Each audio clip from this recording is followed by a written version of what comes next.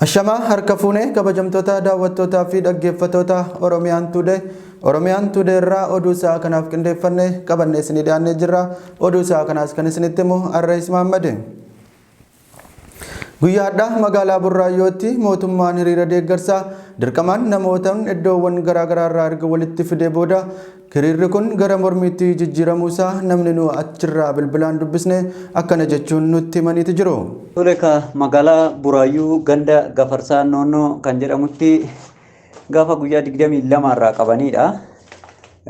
Basaastonnii fi kaabinoonni isaanii gandoota keessa deemaniitoo deeggarsa Dr. Abiyyi Dooyin mootummaa nafxanyaatiif jedhanii mootummaa isaanii kan waammatan sirna nama nyaataa kanaa fi mana namaa irra deemanii ankookkaa'uudhaan hiriira kana akka ba'an godhanii turan. Egaa yaa ta'u malee guyyichi isaan jedhan dhiibetuma dhufee qaqqabee gaafa guyyaa 25 kana guyyaa har'aa kana jechuudha. Halkan keessa sa'a 11tti ka'aniit konkolaataa gara Finfinnee deemu kamiyyuu hin dabarsanii tiraafikiin humna addaa dhaabatee karaa dhagaachan cufanii akkuma suuraa irratti ilaaltan kana isa booda nama qotteedhaan deemus kan konkolaataadhaan deemus humnaan dabaddabaa reebatii iddoo ofiidhaa jedhan sanatti humnaan geessatii turanii. Egaa yaa ta'u malee namni naannoo sanatti kaa'u humnaan Finfinnee irraa immoo konkolaataa kana hin jedhamne nama afaan hin beekne qooqa kan hin beekne nama saba biraa ta'e nama afaan addaa dubbatu fidanii achitti guuraa turanii. Yaa ta'u malee ijoollee dantaa uummata Oromoo kan hin qabne zimmedhanii sirna nafxanyaa warra deeggaran immoo Faafrikaa keessaa immoo ijoolleedhuma humnaan bulaarree fidanii achirratti hirmaachisaa turanii. Ennaa naannoo sana akka ga'aniin immoo poolisiin humna addaa ta'e uummata afaaniin itti dubbatee karaa gallakkisaa jechuun kan malee uleedhaan reebicha calqabe.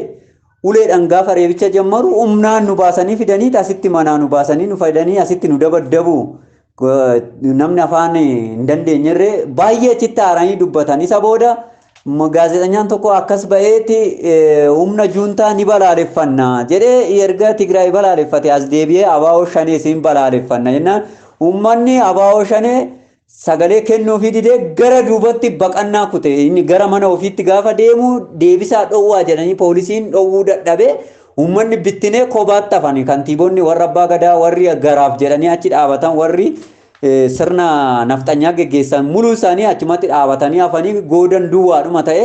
Kanaaf dhaamsi ani qabu uummata Oromootii fi qarree magaalaa Burraayyuu uummata Oromoo baay'ee waan nama gammachiisu waan nama boonsu hojjete. Magaalli ijoolleen qeerroon Burraayyuu sirna kanarratti hin dhaqnes kan dhaqe immoo kan humnaan geeffame abaa'oo shanee maqaa dhoofnan abaa'oo shanee maallu godhe isaaf jiraanna nuti abaa'oo shanee maallu balleesse kan jedhu sirna sana dhiiteeti kan garagaree kara mana ofii gale.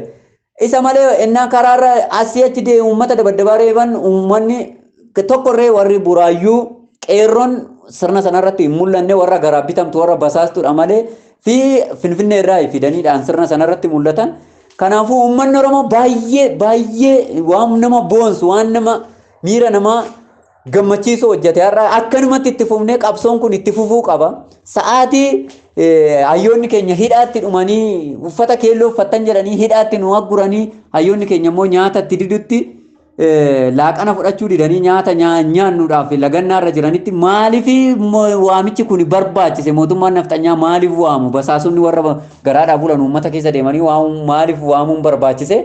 Kanaafuu uummanni Oromoo waan gaarii hojjete. Har'a akkanumatti tokkummaan keenya cimee mootummaa nafxanyaa kana ofirraa sirna isaa hidda isaatiin buqqisnee gatuu qabna. Tokkummaan keenya jabaachuu qabaan jedha. Dhaamsinaan qeerroo magaalaa Burraayyuu akka Oromiyaatti dhaamu yeroo gabaabaa keessatti immoo fincila kaasnee bakka hunda hayyoota keenya mana hidhaatii baafachuu qabna.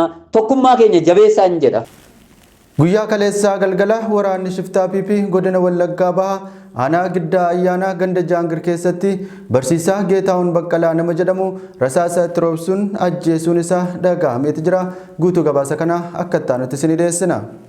Waraanni shiftaa PP godina Wallaggaa Bahaa aanaa giddaa ayyaanaa ganda Jaangir keessatti barsiisaa Geetaawwan Baqqalaa nama jedhamu kaleessa galgala rasaasaan ajjeesuu isaanii dhagahameeti jira. Barsiisaa Geetaawwan barsiisaa buleessaa waggoota dheeraaf dhaloota qaraa turedha. Yeroo dheeraafis mana hidhaa keessatti nama dararamaa turedha. Dhiyeenya kana mooraa waraanaa magaalaa giddaa keessatti akka malee dararamaa turuun dhiyeenya kana bahee hidhaatii gidiraa erga turanii booda baasanii guyyaa kaleessaa ammoo qe'ee isaa irratti rasaasatti roobsuun ajjeesanii jiraachuu maddeen keenya nuuf gabaasaniitti jiru. Qeerroo Obsaa Abdiisaa Komishinii Poolisii Oromiyaa keessatti Finfinnee naannoo Laanchaatti har'a hidhamuusaa maddeen keenya nuuf gabaasaniitti jiru. Guutuu gabaasa kana akka ittaanutti isinii dhiyeessina. Obsaa Abdiisaa Komishinii Poolisii Oromiyaa keessatti Finfinnee naannoo Laanchaatti har'a hidhamuusaa dhagahameeti jira. Obsaa Abdiisaa ajjeefamuu artist Hacaaluu Hundeessaa booda hidhamee torbanoota dura mana hidhaatii kan hiikame yoo ta'u guyyaa gaafa hidhame sana meeshaalee akka laaptooppii, mobaayilaa fi waraqaa eenyummaa dabalatee ragaalee barnootaaf isa barbaachisu poolisiin harkaa fudhatamuun isaa gara waajjira Komishinii Poolisii Oromiyaa deemee ture. Namoota gaafa duraa waliin hidhaman keessaa namni dursa hiikame bakka sanatti argamuun ragaa barnoota isaa kan fudhate yoo ta'u Obsaa fi Abdul Gaffaar guyyaa irraa meeshaalee isaanii fudhachuuf gara komishinichaa yeroo deemanii yeroo jiranitti poolisiin Abdul Gaffaar biraa qofaatti isa hambisuudhaan yeroo ammaa kana Obsaa qofaatti bakka tursiisaa komishinichaa magaalaa Finfinnee bakka Laanchaa jedhamutti hidhanii jiru. Dargaggoo Obsaa Abdiisaa Yuunivarsiitii Finfinneetti eebbifamaa saayinsii siyaasaa fi hariiroo idil addunyaa bara kanaa kan ture yoo ta'u otoo inni hidhaa jiru barattoonni kaan waan eebbifamaniif barnoota isaa bara dhufu eegee itti fufuuf dirqameeti jira. Irreef gaachana uummata Oromoo kan ta'e WBO'n zoonii lixaa tarkaanfii fudhateen injifannoo galmeessisuusaa maddeen keenya nuuf gabaasaniitti jiru. Guutuu gabaasa kana akka ittaanutti isinii dhiyeessina. Irreef gaachana uummata Oromoo kan ta'e WBO'n zoonii lixaa Cibraan Odaa Bulluq weerartuu diinaa 19 ajjeesee torbammoo madoon adabuusaa ajajaa WBO naannichaa ibseeti jira. Gurraandhala takka bara 2020 takka gootichi WBO zoonii lixaa Oromiyaa Cibraan Odaa Bulluq bultaan ibintuu muraasni gara Dichoo godina Wallaggaa Bahaa aanaa giddaa ganda noonnoo bakka addaa Qilee jedhamutti humna shiftaa PP 19 battalatti ajjeesee torbammoo madoon adabuusaa ajajaan WBO naannichaa ibseeti jira.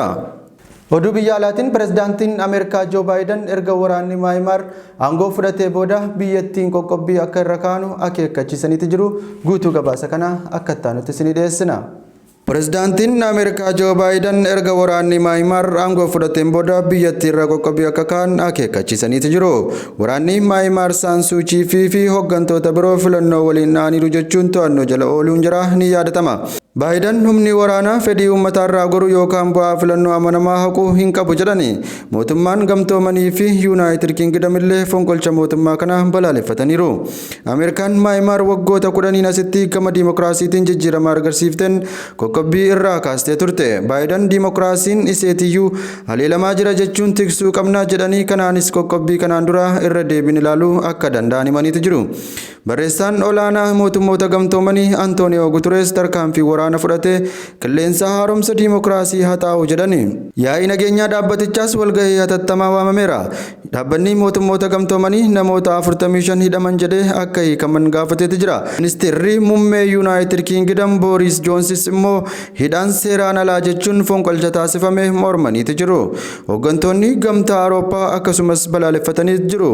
Chaayinaan gama ishiitiin giddugaltummaa biyyoota biroo mormuun qaamoleen biyyattii gama hundaan jiran garaagarummaa isaaniif furmaata akka kennan gaafatteeti jirti. Taayilaand keessatti fonqolcha mootummaa Miimaar irraa mormuuf bahame biyyattii naannoo kanneen akka Komboodiyaa, Taayilaandii fi Filiippiins kun dhimma keessootti jedhanii jiru. Waraanni daandii irraa deemu to'annoo yoo taasisu dhorkaa yoo sochii dabalatee labsii yeroo hatattamaa waggaa tokkoof turus labsameera. Suuchiin deeggartoota ishii fi fonqolcha kana akka morman gaafatteeti jirti. Xalayaa yeroo hidhamuuf qophaa'aa jirtu barreessiteen tarkaanfiin humna waraanaa biyyattii bulchiinsaa abbaa irreetii deebisa jette.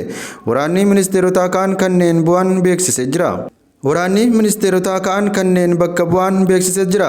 Magaalaa guddoo biyyattii Yaanguwaanitti namoonni diimokiraasiin wareegamaniif jalaa fashalaa'uu himaniiti jiru.